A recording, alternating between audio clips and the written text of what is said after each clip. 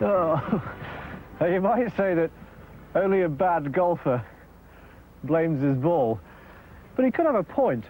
This is an ordinary ball, and if I were to cut it down the middle along this line, I'd get two identical halves. The arrangement of dimples on this side corresponds exactly with the arrangement on this side. In other words, the ball is perfectly symmetrical about that line.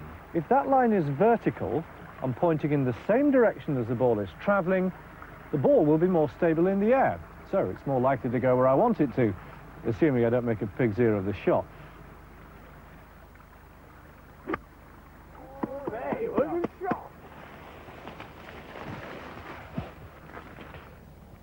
Unfortunately, with an ordinary golf ball, there are only two other lines of symmetry. That's a total of just 3.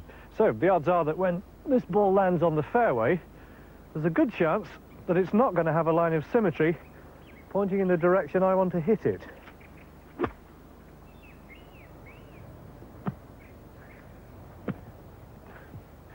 What I really need, apart from golfing lessons, is a golf ball with far more lines of symmetry on it. And that's what the golf ball scientists have come up with. It's perfectly round, but it's based on a shape called the dodecahedron. That's a 12-sided solid. But it's not the shape of a dodecahedron that's important here. It's the pattern. And here it is on a round ball. And the crucial thing about the dodecahedron pattern is the fact that there are 10 lines of symmetry running through it. There's one of them, there's another, and so on throughout the ball. Now, if you look at the spaces between these dark lines, you can see that they're different shapes. So to get the dimples in, they had to use different sizes. Now, if the notion of different sized dimples offends your sense of symmetry, don't worry. No matter which line of symmetry you choose, and let's take this one for the sake of argument, the overall arrangement of the dimples on this side of the ball corresponds exactly with those over here. Now, if all that rings a bell, yes, there was a golf ball in the news recently. One manufacturer tried to make the ball go straighter by reducing the lines of symmetry down to 1, which was all very well as long as the ball was facing in the right direction. But the only place you could be sure of that was on the tee. Off the tee, the ball behaved even more unpredictably than an ordinary ball, so the Royal and Ancient Golf Club banned it. But this new one, the dodecahedron, they passed. The new ball travels further. The ball is more accurate too.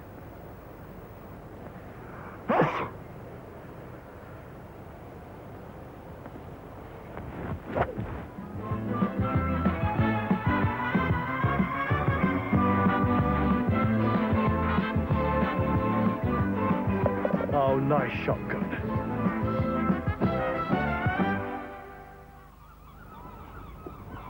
Being lost at sea is one of the worst experiences I can imagine. A lot of water and a lot of fear. Knowing you must be somewhere around here in the English Channel, but certainly not knowing exactly where. The trouble is, few people with small boats can afford sophisticated navigation equipment, which costs thousands of pounds. But they often have one of these. It's a radio beacon receiver, and the idea is that I move it around like this until I can no longer hear the signal. That means that I'm pointing directly at one of the radio beacon transmitters dotted around our coast. But it's not that easy to get a precise fix, and if the weather suddenly gets very bad, it becomes almost impossible, and any reading you'd get would be wildly inaccurate, and I'd still be lost. You don't mind, I think I've had quite enough of that.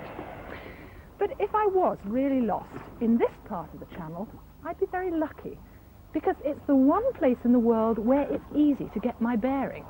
Here at North Foreland, just north of Ramsgate, is a lighthouse with a unique new attachment, a pair of VHF transmitters that give you your bearing. And all you need in your boat is your chart, as before, a VHF radio, and this sheet of plastic. Within a 20-mile radius of the lighthouse, I could pick up its signal. There are 2 transmitters, each sending out the same signal at the same frequency. When you have 2 transmitters broadcasting the same thing, they have to be perfectly synchronized. If not, the signals will interfere like this, and there will be areas where they can't be received at all. But engineers have deliberately designed the Northforeland transmitters to interfere with each other in a precisely controlled way. At some periods, the transmitters are perfectly synchronized. Together they transmit the Morse code sequence that identifies Northforelands. Then there's a tone and a series of pips. As the pips start, one transmitter begins to send out the radio waves a split second behind the other. So, as a result, at certain points the signals start to interfere with each other. This creates a narrow band stretching out from the lighthouse where the signal can't be heard. Then, as one transmitter lags further behind, the area of interference sweeps around the lighthouse. To find out where you are in that sweep of interference, you need your plastic sheet. You put it on the chart over the position of the lighthouse here, and this represents the area covered. To find out where you are in that area, you listen to the pips on your radio, which start here along this line due north. You count them, and if they pause at 15, say, you know the band of interference has passed your boat. Therefore, you're on this line somewhere. And to find my exact position, I'd need to take a second bearing from another radio lighthouse. And the General Lighthouse authorities are so pleased with the first one that they do plan to install 3 more this summer. So the position of my boat would be somewhere where this line crosses a second line.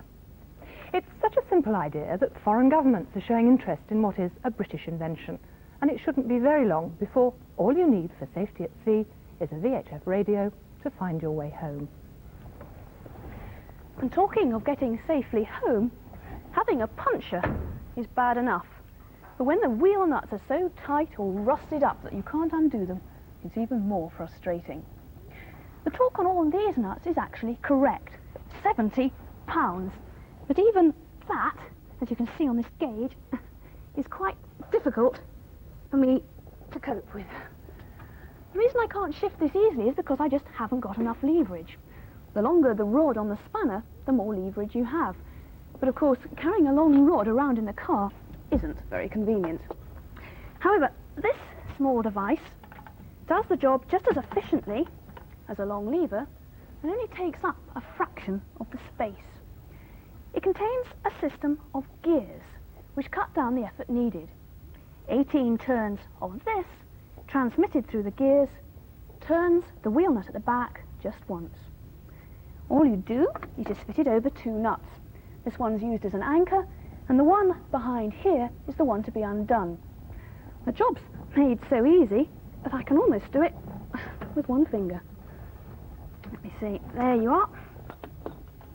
One very loose nut. And tightening it up is just as easy as well. Put the device